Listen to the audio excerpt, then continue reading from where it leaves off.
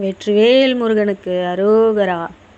நிறைய பேர் என்கிட்ட கமெண்டில் கேட்டிருந்தீங்க, திருச்செந்தூரில் மடிப்பிச்சை எடுக்கிற அந்த பணத்தை நம்ம என்ன பண்ணணும் அப்படின்னு சொல்லிட்டு.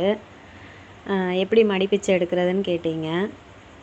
நம்மளுக்கு ரொம்ப தீர்க்க முடியாத பிரச்சனை எதுவும் இருந்துச்சுன்னா, நம்ம திருச்செந்தூரில் முருகனை போய் ஃபஸ்ட்டு சேவிச்சுட்டு, கடல்லையும் நாளிக்கிணறுலையும் குளிச்சுட்டு முருகனை சேவிச்சுட்டு அதுக்கப்புறம் வெளியில் வந்து நம்ம மண்டி போட்டு மடிப்பிச்சை எடுக்கணும்.